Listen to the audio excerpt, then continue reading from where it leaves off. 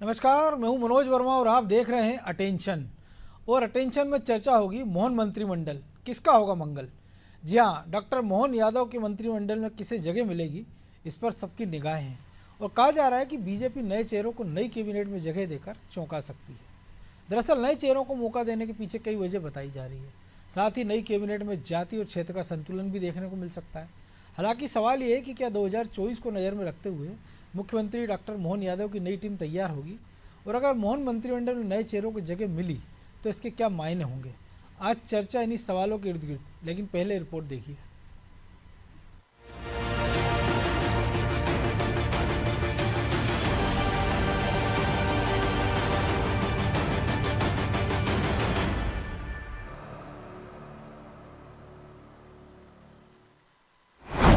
मोहन मंत्रिमंडल में जाति और क्षेत्र का संतुलन दिखेगा। क्या नई कैबिनेट में नए चेहरों को मौका मिलेगा? ये सवाल काफी अहम है, क्योंकि बीजेपी ने जिस तरह से डॉक्टर मोहन यादव को मध्य प्रदेश की कप्तानी सौंपी, उसके बाद अब पार्टी उनकी टीम में नए चेहरों को मौका दे सकती है। लिहाजा तरह तरह की अटकलें अब लगने लगी है। कहा जा रहा है कि बीजेपी आला कमान कैबिनेट में नए और युवा चेहरों को मौका देकर फिर चौंका सकती है। हालांकि मोहन कैबिनेट में कौन शामिल होगा, इसका फैसला दिल्ली से ही होना बताया जा रहा है। ऐसे में नए चेहरे के तौर पर कृष्णा गौर, रामेश्वर शर्मा, रमेश मेंदोला, राजेश सोनकर, रीति पाठक, प्रीतम लोधी, राकेश सिंह समेत कई नामों की चर्चा है। वही इन अटकलों पर बीजेपी का क्या सोचना है, वो भी सुनिए। मोहन यादव जी का ये निजी विषय है कि अपनी कैबिनेट में वो किसको रखते हैं, ये उन पर निर्भर करता है कि किस विधायक को कहाँ पे क्या दायित्व देना है, क्या उनको ज़रूरत है। ये पूरा का पूरा जो निर्णय है ये चीफ मिनिस्टर साहब का है, और वो निश्चित रूप से अपने निर्णय पे काम करेंगे और मध्य प्रदेश को स्वर्णिम मध्य प्रदेश बनाने के लिए हम सब अग्रसर हैं। ऐसा माना जा रहा है कि मंत्रियों के चयन में केंद्रीय नेतृत्व कोई जल्दबाजी नहीं करना चाहता। राष्ट्रीय सह संगठन महामंत्री शिव प्रकाश नाम फाइनल करेंगे। वही कांग्रेस भी डॉक्टर मोहन यादव की नई टीम में कौन शामिल होगा, इस पर नजर बनाए हुए है। हालांकि कांग्रेस पार्टी में किसी नए चेहरे को आने वाले दिनों में कोई जिम्मेदारी मिलेगी, इस पर उसका क्या कहना है वो भी जान लेते हैं। कैबिनेट के गठन का विशेषाधिकार माननीय मुख्यमंत्री जी का होता है, उससे कांग्रेस का कोई सरोकार नहीं है।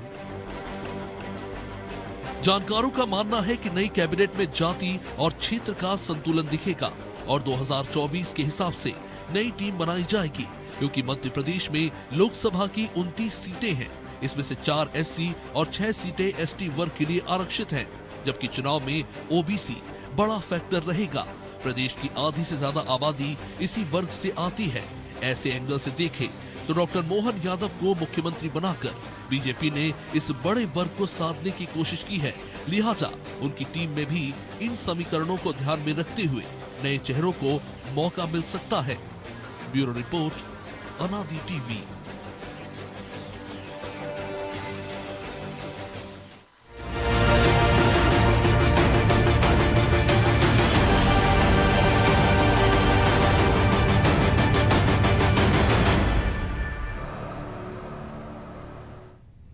तो इसी पर चर्चा करने के लिए हमारे साथ जुड़ गए हैं वरिष्ठ पत्रकार संदीप पौराणिक और हमारे सहयोगी ब्रजेश चौक से।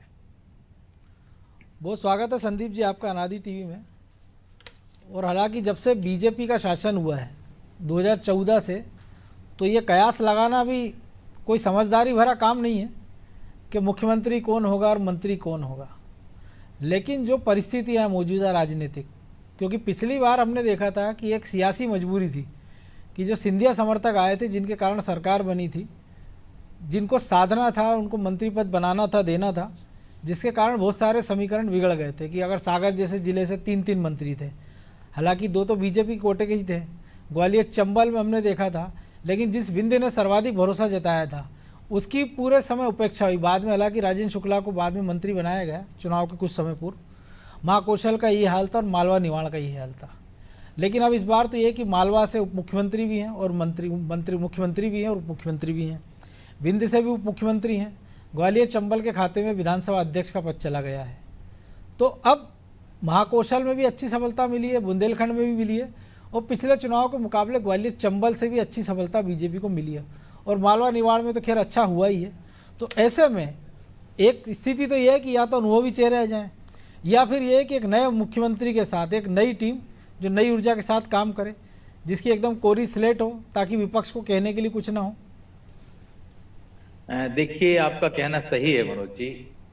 सीधा सा ये है कि इस बार के मंत्रिमंडल में एक नई तस्वीर दिखेगी। जैसे हमने देखा ना कि मुख्यमंत्री को लेके कोई कयास नहीं लगा पाया, जैसे आपने कहा कि 2014 के बाद कयास लगाना भी उचित नहीं है, मैं सहमत हूं आपकी बात से। मध्य प्रदेश में इस बार का मंत्रिमंडल पिछले मंत्रिमंडलों से अलग होगा। हम लोग जैसे कल्पना करते थे या बात करने लगते थे, जो विधायक 5 बार या 6 बार जीत के आया है, हम ये मान लेते थे कि वो कैबिनेट में जगह पाएगा ही, स्वाभाविक दावेदार मान लेते थे जी, मान लेते थे। 7, 8, 10 लोग ऐसे हो जाते थे। लेकिन इस बार स्थितियां एकदम अलग हैं। गोपाल भार्गव को प्रोटेम स्पीकर ये बना के संकेत और संदेश दिए गए हैं कि इस बार हो सकता है कि वरिष्ठता के लोग बहुत कम हों, सीनियर बहुत कम हों इस बार मंत्रिमंडल में, क्योंकि संभावना भी यही है, क्योंकि इस बार बड़ी संख्या में युवा भी जीत के आए हैं। हमें एक चीज और समझनी होगी जी कि मध्य प्रदेश के चाहे मुख्यमंत्री हों और चाहे प्रदेशाध्यक्ष हों, दोनों की आयु 50 और 60 के बीच है, या यूं कह सकते 50 और 57 के बीच है। तो क्या ऐसे दो मुखिया हैं, उनके साथ बहुत वरिष्ठ लोग भी रखे जाएंगे? क्योंकि अगर बहुत वरिष्ठ लोग अगर ज्यादा कर देंगे, आप संख्या ज्यादा कर देंगे, तो मुख्यमंत्री पर एक अपरोक्ष रूप का दबाव पैदा हो जाएगा मनोज। बिल्कुल, मैं जो समझता हूं, तो पार्टी की कोशिश ये होगी, चाहे राष्ट्रीय नेतृत्व हो चाहे प्रदेश का नेतृत्व हो, ऐसा मंत्रिमंडल बनाने की कोशिश की जाएगी जिसका दबाव मोहन यादव पर नहीं हो। तो मुझे लगता है कि जो ये मंत्रिमंडल बनेगा, हम जो कयास लगा रहे हैं कि ये हो सकते हैं, ये हो सकते हैं, मुझे लगता है हो सकता है इनमें से बहुत कम लोग हों, क्योंकि ये तय मान के चलिए आप कि मध्य प्रदेश के मंत्रिमंडल में वो लोग कम नजर आएंगे जो लंबे अरसे से चाहे लोकसभा में हो और चाहे विधानसभा में हो। उनमें से गिनती के लोग ही हमें नजर आएंगे। और यह भी कहा जा रहा है कि जो पहली बार मंत्रिमंडल का शपथ होगा, वो 15 और 17 से ज्यादा मंत्री उसमें नहीं रखे जाएंगे। ये प्रयास किए जा रहे हैं ताकि लोकसभा तक लोग उम्मीद लगाए रहें कि मेरा भी नाम आ सकता है। तो किसी भी तरह का संतोषपन पे इससे बचने के भी प्रयास पार्टी की ओर से किए जाएंगे। जी, तो ब्रजेश जी, निश्चित तौर पर जो संदीप जी भी कह रहे हैं कि असंतोष ना पन पे, और ये पिछले कई मंत्रिमंडलों में हमने देखा है। शिवराज सिंह चौहान के मंत्रिमंडल की बात कर लें, 4-4 टर्म के, या उसके पहले गौर, क्योंकि हालांकि उनका कार्यकाल कम ही था, और उमा भारती के तो खैर 8.5 ही महीने मिले थे। लेकिन जो बात हो रही है कि क्या प्रहलाद पटेल होंगे, क्योंकि अगर गोपाल भार्गव को संकेत है, क्योंकि वो सर्वाधिक वो ऐसे मंत्री रहे हैं जो चारों मुख्यमंत्री, तीनों की अगर हम बात करें तो तीनों के कार्यकाल में शुरुआत से वो मंत्री रहे हैं। बाकी कई सारे ऐसे रहे हैं कि बीच में बाहर रहे हैं या बाद में जुड़ते गए हैं। लेकिन अब क्योंकि मालवा की भी बात हो रही है, तो क्या कैलाश विजयवर्गीय या वो नहीं, तो कहा जा रहा है कि उन्होंने कहा कि मेरी जगह रमेश मेंदोला को रख लिया जाए, तो क्या सिफारिश मानी जाएगी। हालांकि 4 बार के विधायक हैं, सर्वाधिक मतों से मध्य प्रदेश में वो जीतते रहे, इस बार भी वो सर्वाधिक मतों से ही जीते हैं। या हम देखें बाकी जो दिग्गज नेता हैं जिनको संकेत हो गए हैं, या जिनके लिए कहा जा रहा है कि उनके लिए संगठन में भूमिका तलाशी जाएगी, तो क्या उनका पट्टावाद चलेगा कि नहीं भैया इसको नहीं इसको रख लो, इनको नहीं इनको रख लो? क्योंकि ये भी करते हैं तो एक बड़ा जोखिम है, क्योंकि बड़ी संख्या में शिवराज सिंह चौहान के भी समर्थक जीत के आए हैं, कुछ कैलाश विजयवर्गीय के भी हैं, कुछ प्रहलाद पटेल के भी हैं, नरोत्तम मिश्रा भले हार गए लेकिन कुछ उनके भी समर्थक हैं, नरेंद्र सिंह तोमर के हैं, सिंधिया के तो हैं ही सही। लेकिन मनोज जी, जिस तरह से मौजूदा नेतृत्व बीजेपी का निर्णय ले रहा है, क्या आपको लगता है कि दिग्गज पहले तो अपनी सेंक लें कि उन्हें क्या मिल रहा है, बिल्कुल, तो वो दूसरों के लिए मांगेंगे? यहाँ तक की जो चर्चा है कि जिस तरह से माना जा रहा है, देखिए 2 फार्मूले मुझे जो समझ में आते हैं जिस तरह से बीजेपी का आला कमान निर्णय ले रहा है। एक तो गुजरात का फार्मूला जो हमने देखा है कि किस तरह से नए सीएम आते हैं तो सारे घर के बदल डालूं की तर्ज पर तमाम जो नए हैं उनको मौका दे दिया जाता है। तो क्या मध्य प्रदेश में वो फार्मूला लागू होगा, या मध्य प्रदेश में जो पुराने कुछ मंत्री रहे हैं उनमें से भी जो काम के आधार पर, आकलन के आधार पर अनुभव को थोड़ी तरजीह दी जाएगी? वरिष्ठों को छोड़कर, क्योंकि मुझे नहीं लगता है कि प्रहलाद पटेल, कैलाश विजयवर्गीय या गोपाल भार्गव जैसे लीडर को मंत्रिमंडल में शामिल किया जाए। उसकी एक वजह नजर आती है मनोज जी मुझे। क्या आप मुख्यमंत्री से ऐसा बड़ा कद का नेता वहां पर रख दोगे तो जो जिसको आप फेस बनाना चाह रहा हो मध्य प्रदेश का, वो कहीं दब ना जाए। और आप उनको उतना भारी भरकम या तो पोर्टफोलियो देना पड़ेंगे। हाँ, आपको उतने भारी भरकम पोर्टफोलियो देना पड़ेंगे। तो कैबिनेट में एक आपको एक नेता को स्टेब्लिश करना है, तो उसके कद से थोड़े नीचे के नेता होंगे तो ज़्यादा आसानी रहती है, क्योंकि वजन बढ़ता है। यदि कैबिनेट की बैठक हुई, मान के चलिए आपने प्रहलाद पटेल को बिठा दिया, उसमें आपने कैलाश विजयवर्गीय को बिठा दिया, तो जो बयान उनके आएंगे, जो वक्तव्य आएंगे, वो पूरी कैबिनेट का एक तरह से पूरा वो लूट ले जाएंगे। जो भी कुछ होगा, सरकार की जो भी उपलब्धियां होंगी, कहीं ना कहीं वो उसका श्रेय जो लीडर को मिलना चाहिए, मुझे लगता है कि वो मिलेगा नहीं। इसलिए कि नए चेहरे होंगे, फ्रेश चेहरे इसलिए भी होंगे कि जिस तरह से मैंने सुना है, जिस तरह से नड्डा जी का बयान आया है कि वो अनुभव भी देखते हैं, ये भी देखते हैं कि पुराना जो मंत्रिमंडल था उसमें किसकी क्या भूमिका रही है, काम कैसा रहा है, काम का आकलन किया जाता है। तो काम के आधार पर हम देख रहे हैं कि यदि राजेंद्र शुक्ल को दिया है तो आपने देखो, और आपने जगदीश तेवड़ा को उप मुख्यमंत्री बनाया, तो क्या सिर्फ काम के आधार पर बनाया? नहीं मनोज जी, इसके पीछे एक संतुलन साधने की है, दूरगामी दृष्टि है उसमें कि आपने मोहन यादव को बनाया है या तीनों राज्यों में जिस तरह मुख्यमंत्री और उप मुख्यमंत्री का चयन हुआ है, विधानसभा अध्यक्ष का चयन हुआ है, तो आप देख लीजिए कि उसके पीछे दूरदृष्टि है, दूसरी सोच है। बिल्कुल। तो क्या आप उसके अनुसार बनाएंगे? तो उसके अनुसार हम यदि बनाते हैं, जिस तरह के निर्णय अभी हुए हैं, तो आपको जातिगत समीकरण साधना होंगे, क्षेत्रीय समीकरण साधना होंगे, साथ में नए चेहरों को मौका देना होगा। यदि रीति पाठक को बनाया जाए, कृष्णा गौर को बनाया जाए, तो ये महिला कोटे से हो गए। यदि कोई कहे कि अर्चना चिटनिस अनुभव है, पहले भी रह चुकी हैं, तो इस आधार पर उनका चयन नहीं होगा।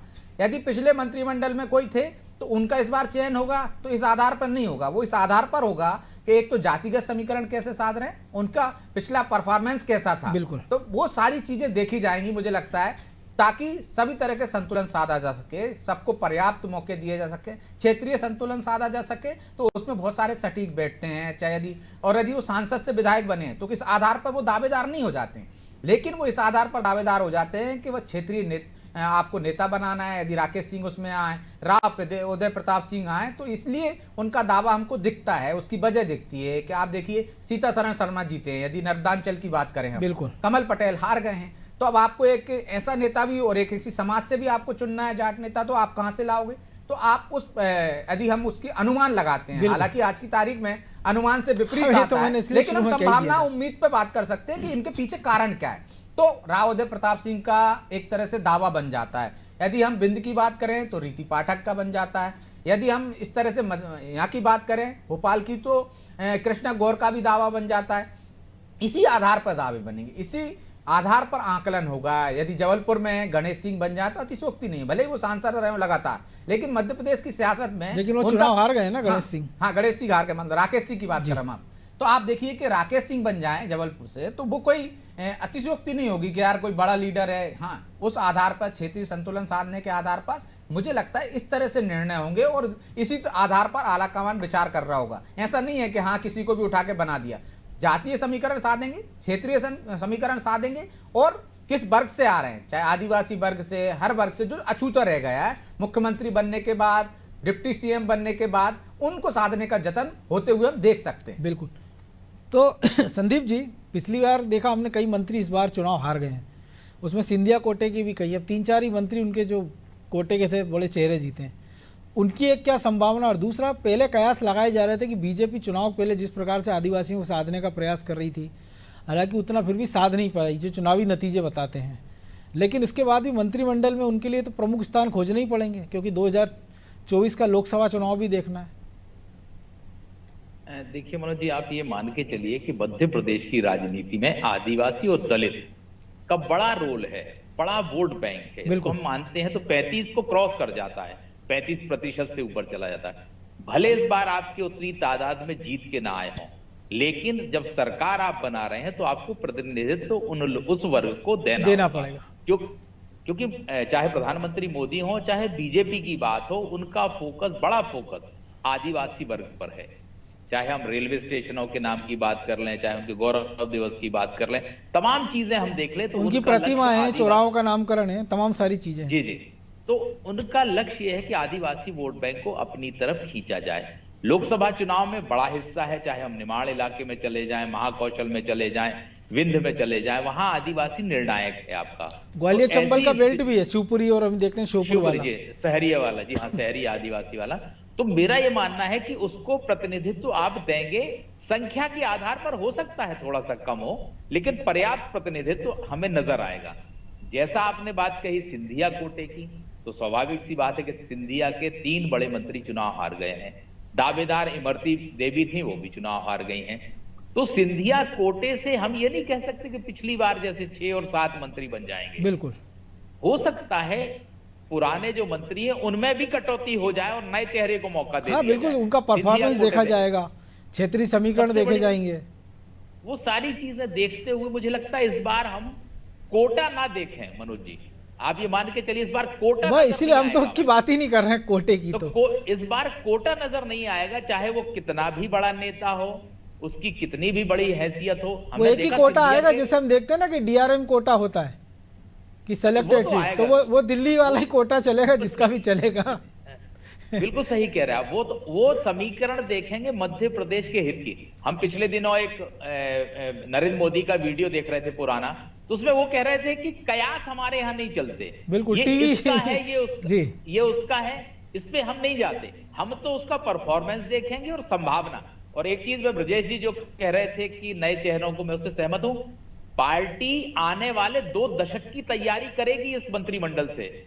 मनोज जी आप ये मान के चलिए बिल्कुल। कि ये जो मंत्रिमंडल होगा उसमें आपको वो तस्वीर दिखेगी, वो राजनेता ज्यादा दिखेंगे जिन्हें कम से कम 2 से 3 दशक तक की राजनीति अभी करनी है और संभावना जिनमें नजर आएगी। और ये तो हमने बाकी राज्यों में देखा ना कि अगर हम योगी की बात कर ले, हम चाहे देवेंद्र फडणवीस की बात कर ले, हम मनोहर खट्टर को 2nd टर्म मिला है, तो ये तो उन्होंने किया। और मध्य प्रदेश, राजस्थान, छत्तीसगढ़, गुजरात, ऐसे तमाम राज्य हैं, क्योंकि नरेंद्र मोदी उसी राजनीति जो अटल और आडवाणी युग की बात करें कि जब उन्होंने नई लीडरशिप को बढ़ाया था, कि मध्य प्रदेश की बात हो, या रमन सिंह हो, वसुंधरा हो, शिवराज सिंह चौहान हो, उमा भारती हो, या खुद नरेंद्र मोदी हो। देखिए राष्ट्रीय राजनीति में ये प्रयोग कम हो रहा है। नहीं, लेकिन उन्होंने जो प्रदेश- राज्यों में जो लोग जब भेजे, तक आप मौका नहीं देंगे ना संदीप जी, तब तक आप नई लीडरशिप डेवलप कर ही नहीं सकते। मैं वही कह रहा हूं, प्रदेश स्तर पर एक लाइन को किनारे कर दिया गया, जो पहली लाइन जिसको हम फ्रंट लाइन देख रहे थे अब तक बीजेपी की राजनीति में। चाहे छत्तीसगढ़ में हम रमन सिंह को देख लें, और चाहे मध्य प्रदेश में हम प्रहलाद पटेल को देख लें, कैलाश विजयवर्गीय को देख लें, शिवराज जी को देख लें, ये चाहे राजस्थान में जाके हम वसुंधरा वाली कतार को देख लें, तो बीजेपी ने उस कतार को पीछे करके नई लाइन खड़ी कर दी है। चाहे मध्य प्रदेश हो, चाहे राजस्थान हो, चाहे छत्तीसगढ़ हो। तो कुल मिलाकर के बीजेपी की रणनीति आने वाले समय की है, और जो राजनीतिक दल इस तरह की तैयारी करता है उसके ज्यादा समय तक राजनीति में पद पर बने रहने की संभावना रहती है, और वो नजर भी आ रहा है बीजेपी में। बिल्कुल। तो ब्रजेश जी, नए चेहरों की बात है, युवा चेहरों की बात है, क्योंकि ओबीसी भी हम देखें 52% आबादी, और पूरी जो राजनीति ओबीसी सेंट्रिक हो गई है। खासतौर से जो कहा जा रहा है कि मोहन यादव का चयन इसलिए किया गया है कि बिहार और यूपी के यादवों को साधना है। और एक संकेत क्या ये पहले भी छुपे थे, क्योंकि जब बीडी शर्मा को लाया गया था तब हमने देखा था कि 50 साल का एक क्राइटेरिया बना दिया गया था जिलाध्यक्षों के लिए, मंडल अध्यक्षों के लिए 35 से 45 साल का क्राइटेरिया बना दिया था, और नीचे से ऊपर एक तक नई पोथी तैयार की गई थी। तब बड़ा विरोध भी हुआ था कि ये सीनियर लोगों का क्या होगा। तो कमोबेश वही फार्मूला जो संदीप जी भी कह रहा है और आप भी, कि नई लीडरशिप की तैयारी है, तो ये तैयारी मंत्रिमंडल में भी दिखाई देगी हमको। क्योंकि हम जो नाम का मैंने जिक्र किया, आप देखिए जो अटल आडवाणी के बनाए हुए थे, तो उसमें हमने देखा कि नरेंद्र मोदी आज देश के प्रधानमंत्री हैं 2 टर्म से, और कहा जा रहा तीसरे में भी वही होंगे। योगी को उन्होंने आगे किया, उनमें भी भविष्य का एक प्रधानमंत्री बीजेपी के अंदर, संघ परिवार के अंदर देखा जा रहा है। या शिवराज सिंह चौहान के बारे में एक समय कहा जा रहा था कि राष्ट्रीय राजनीति में बड़े चेहरे हैं वो। तो ऐसे ही अब मध्य प्रदेश या तमाम राज्यों में जो आगे बढ़ाया जा रहा है, तो उनकी जगह 2nd लीडरशिप एक और भी ऐसी कि अगर इनमें से कुछ को राज्य में भेजें तो उनकी जगह कौन लेगा। निश्चित तौर पर मनोज जी, जो बात हम कर रहे थे, या जो संदीप जी भी कह रहे हैं, आपने दूरगामी दृष्टि से कि वोट बैंक साधने की, और जब तक आप मौका नहीं दोगे तो तब तक आप लीडरशिप खड़ी नहीं कर पाओगे, आगे नहीं बढ़ पाओगे। तो ये मौका दिया गया, जब मौका देते हैं और बीजेपी का संगठन उनके साथ हो तो हम देखते हैं कि लीडर बन जाता है। मध्य प्रदेश की जहां तक बात है, जो आपने कहा कि युवा अध्यक्ष बनाए हैं, आपने कहा कि यहाँ प्रयोग, तो आप देखिए हमेशा मध्य प्रदेश में प्रयोग करती रही है बीजेपी। उसकी वजह है कि मध्य प्रदेश का वो संगठन जो है ना, अनुशासन वाला संगठन है, यहाँ के नेता अनुशासित हैं। आप दूसरे राज्यों में जाइए, आप राजस्थान की बात करिए तो आपको वसुंधरा आंख दिखाती हुई दिखी, क्या मध्य प्रदेश में दिखाते दिखे? बिल्कुल। या मध्य प्रदेश कभी संयुक्त मध्य प्रदेश हुआ करता तो छत्तीसगढ़ में वैसी परिस्थितियां नहीं आई। यहाँ पे जो भी निर्णय लिए, चाहे युवा अध्यक्ष को बना दिया गया, कहीं से विरोध के सुर थोड़े बहुत उठे, लेकिन वो प्रयोग देखो आप सफल रहा। तो जब प्रयोग वो वाला सफल रहा तो उन्होंने एक दूसरा प्रयोग किया है, तो दूसरे प्रयोग में अब युवा मंत्रिमंडल भी आ जाता है। तो प्रयोग यहाँ पे मध्य प्रदेश में होते रहे हैं, ठाकरे के दौर से होते रहे हैं। तो इसी वजह से आप देखिए कि यहाँ प्रयोग सफल होते हैं तो वो आगे बढ़ते हैं, चाहे मध्य प्रदेश से आगे आप गुजरात की बात कर लो, चाहे दूसरे राज्यों की बात कर लीजिए। तो जो आप कह रहे हैं, जो संदीप जी भी कह रहे हैं कि युवाओं को नई लीडरशिप डेवलप करने के लिए नए लोगों को मौका दिया जाएगा, जो डेवलप हो गए हैं उनका अन्य तरीके से उपयोग किया जाएगा, चाहे वो शिवराज सिंह चौहान हो और चाहे वो कैलाश विजयवर्गीय हो। इनका उपयोग होता रहा है, चाहे कैलाश विजयवर्गीय को पश्चिम बंगाल में लगाया हो, चाहे प्रहलाद पटेल को जिम्मेदारी दी गई हो। तो इन नेताओं की जो क्षमता हैं, जिन्होंने मध्य प्रदेश को इतने ऊंचे स्तर पर ले जाने में अपना योगदान दिया है, अनुशासन संगठन के साथ चला है, तो मुझे नहीं लगता है कि इन नेताओं को अब दूसरी जिम्मेदारी ये देकर कि बाकी के राज्यों में भी ऐसा संगठन, ऐसा नेता खड़ा करें, तो ये जिम्मेदारी मिलेगी और यहाँ नए एक नेतृत्व खड़ा किया जाएगा, नई जनरेशन को मौका दिया जाएगा, ताकि युवा संगठन और युवा सरकार का एक जो कंसेप्ट वो लेकर आए हैं वो सफल हो जाए। उनके सहयोग के लिए कुछ ऐसे अनुभवी मंत्रियों को साथ में लगा दिया जाएगा कि जो एक अनुभव का फायदा मिले। उन अनुभव में 1-2 साल 2 टर्म के मुख्यमंत्री भी रह चुके होंगे, उन लोगों को शामिल किया जाएगा जो दूसरी पंक्ति के ही हैं लेकिन पहले मौका मिल चुका है उनको। तो इसी तरह से मुझे लगता है कि ऐसा समावेश होगा, जातिगत समीकरण साधे जाएंगे, युवाओं को आगे मौका दिया जाएगा। जो युवा मंत्री थे पिछली बार, उनका अच्छा काम रहा होगा, उनको आगे मौका दिया जाएगा और नए को जोड़ा जाएगा ताकि वो भी डेवलप हो सके और उनके काम के आधार पर। और जो संदीप जी भी कह रहे थे जी कि पूरा मंत्रिमंडल नहीं होगा, संभावनाएं रहेंगी, क्योंकि आपने कितना मंत्रिमंडल अभी विस्तार कर रहे हो, आप कितना बना रहे हो, इसके बाद उसके विस्तार की संभावना रहेंगी, उसमें छटनी की संभावना रहेगी। बिल्कुल, अब 32 स्थान हो सकता है 20 बना दिए जाए, 10-12 रखे जाए।